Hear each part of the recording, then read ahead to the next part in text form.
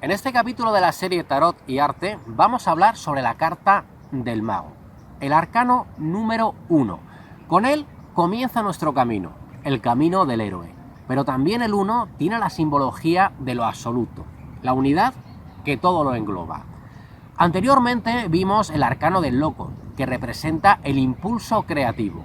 Pues bien, con el 1, con el mago, tenemos al agente capaz de llevar a cabo ese impulso. Puede ser cada uno de nosotros, porque cada uno de nosotros tenemos ese punto mágico, ese punto divino que nos lleva a poder ejercer esa capacidad creativa. Esto lo tenemos en la tradición judio-cristiana, cuando hablamos de que Dios nos ha hecho a su imagen y semejanza. Dios sería el mago supremo y nosotros participamos de esa capacidad que él tiene. También lo vemos en los mitos clásicos, cuando hablamos de que Prometeo le roba el fuego a los dioses para entregárselo a los hombres, transformándoles también en magos. El mago tiene ese punto de alquimista. Los antiguos alquimistas, de los que vamos a hablar largo y tendido en este capítulo, entendían que no solamente la química o su ciencia tocaba lo físico, sino también lo espiritual. La piedra filosofal no solamente transmutaba el plomo en oro, sino que también era la esencia que nos transforma a nosotros mismos y nos hace alumbrar esa luz divina que llevamos dentro. Si queréis que os lo explique todo con mucho detalle, no os perdáis este capítulo de Arte y Cañas. Yo soy Alberto Madrid, esto es Arte y Cañas y comienza ahora.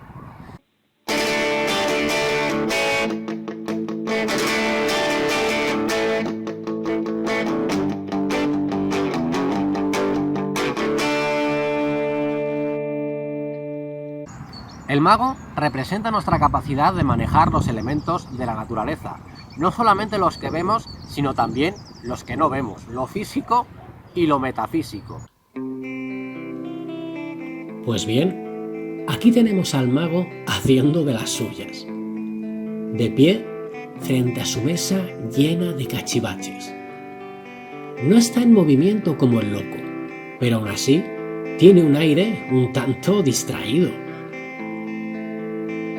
Y es que el mago sabe que las cosas son mucho más de lo que parecen, y que centrarse solo en lo que se nos muestra inmediato es perderse gran parte del pastel.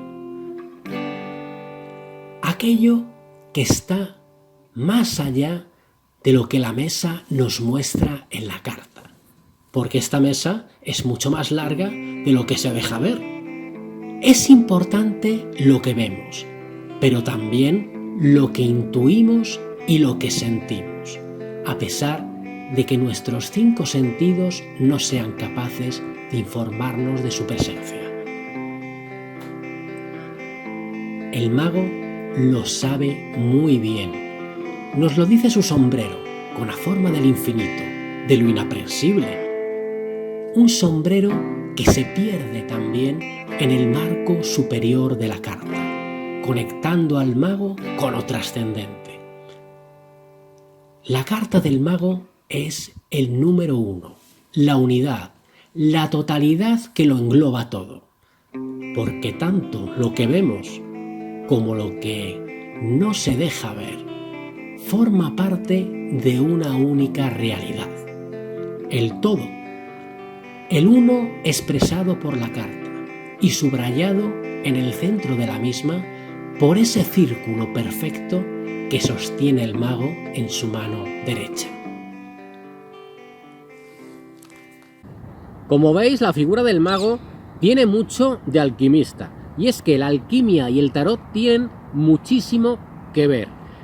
La alquimia se atribuía tradicionalmente en la Edad Media y en el Renacimiento a una figura legendaria que llamaban Hermes Trismegisto. Es una figura de un sincretismo bastante complicado. Hay quien lo asocia al dios griego Hermes, el Mercurio romano, pero también se le asocia especialmente con el dios Tot egipcio, un dios que era el dios de la sabiduría y también el inventor de la escritura. Pues bien, el tarot, se supone que este nombre de tarot viene del dios Tot, el libro de Tot, un libro de sabiduría. Los alquimistas no diferenciaban entre lo que ahora se considera científico y lo que se considera espiritual. Esa división empezó a establecerse en el siglo XVII, a partir de la llamada Revolución Científica, que comienza con el empirismo, el racionalismo, va a continuar en el siglo XVIII y hasta nuestros días. En aquellos tiempos, Edad Media y Renacimiento, aquellas cosas estaban fundidas, y los viejos alquimistas entendían que todo lo físico tenía alma, el anima mundi. Todo, la creación, el todo, tenía un alma propia, y la materia tenía ese alma dentro de ella, lo que llamaban el lumen naturae. Así que cualquier tipo de transformación alquímica que ellos hacían, las cocciones, las coagulaciones, las destilaciones, para ellos eran una especie de transformación que también tenía que ver con lo espiritual. Y esa transformación también opera en nosotros. Nosotros, según los alquimistas, llevamos esa luz natural dentro, esa luz divina. Y los procesos alquímicos también se producen en nosotros, y de la misma manera, como os había explicado antes, que la piedra filosofal transformaba o transmutaba en oro los metales, la alquimia también tenía como función encontrar esa luz natural dentro de nosotros, destilarla de alguna manera en un proceso químico, o un proceso alquímico, mejor dicho, y encontrarnos con esa verdad de nuestra divinidad interior que se corresponde con la divinidad del todo, microcosmos y macrocosmos, como siempre os explico.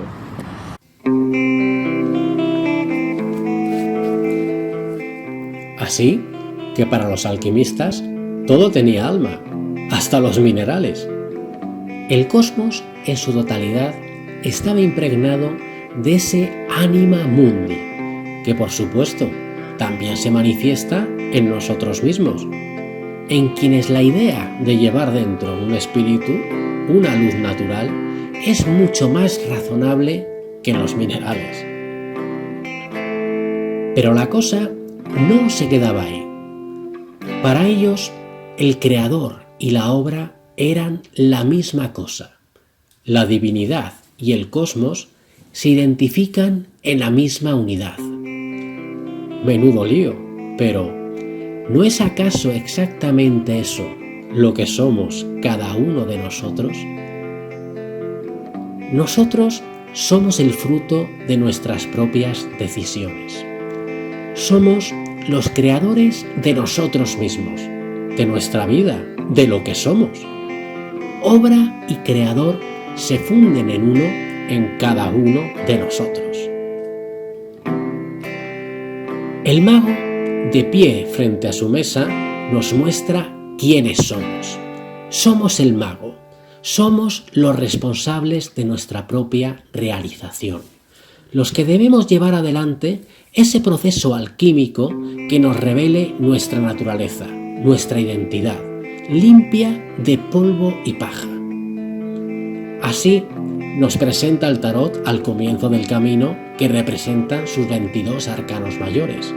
No es mal comienzo. Los 22 arcanos del tarot vienen a ser una especie de guía que nos ayuda a llevar ese camino y a lograr esa transformación. Carl Gustav Jung investigó especialmente todo este mundo de la alquimia. Él veía en los alquimistas ese esfuerzo, esa intención de realizar una transformación de nosotros mismos que consistía en encontrarnos con nuestra esencia más profunda y divina. Eso es lo que veía él en alquimia, en los procesos alquímicos. Pues bien, él trasladó esta idea a la psicología, a su psicología analítica. Él entendía que cada uno de nosotros debemos de llevar a lo largo de nuestra vida un proceso también, una especie de proceso alquímico que él llamó proceso de individuación. El proceso de individuación tiene que ver con nuestra investigación o nuestro trabajo con nuestra propia psique para encontrar nuestra propia esencia, para saber exactamente quiénes somos, independientemente de lo que nos dice nuestro ego.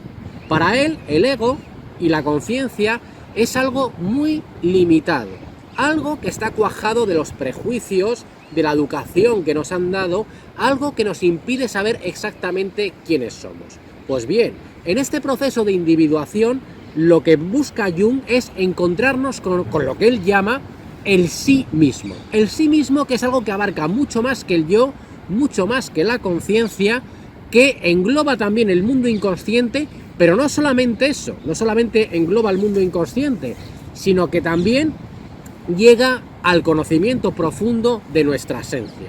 Es como alcanzar ese lumen naturae del que hablaban los alquimistas. Todo un proceso alquímico transmutado en psicología. Este proceso de individuación del que hablaba Jung se nos presenta como una auténtica hazaña, como ese echarse a andar del ingenioso hidalgo dispuesto a enfrentarse a ejércitos, brujos, gigantes y demonios. Hace falta estar loco para acometerlo, para renunciar a la falsa seguridad que nos dan las falsas ideas sobre nosotros mismos que nuestro ego fabrica a medida de nuestras necesidades, de nuestros miedos y de lo que el entorno espera de nosotros. Pero es el loco del tarot el que nos impulsa violentamente a movernos. Se nos presenta en forma de neurosis galopante, moviéndonos a demoler la prisión de nuestro ego, enfrentándonos primero a nuestras sombras, a nuestros demonios, a la verdad de lo que no nos gusta de nosotros mismos. A partir de ahí, descubrimos en nuestra voluntad de conocernos, en nuestro valor, para bajar a los infiernos la luz que va tomando forma, la forma desnuda de quienes somos realmente. Los 22 arcanos mayores del tarot son una estupenda guía para recorrer este camino. Una guía descrita ya por los alquimistas, por el mismo Hermes Trimegisto, que quizás fue el viejo dios Tot del antiguo Egipto. En cualquier caso, el tarot describe un camino 1000 veces repetido y descrito en los mitos, en las religiones, en la literatura, y que no deja de ser el eterno camino que cada uno de nosotros debe recorrer. El camino del héroe, un camino al encuentro de la iluminación. El tarot lo primero que nos dice en su carta número 1 es que podemos hacerlo, que somos el mago, que llevamos dentro la luz de transformación de lo infinito, de un infinito divino del que formamos parte y con el que vamos a fundirnos al final del camino.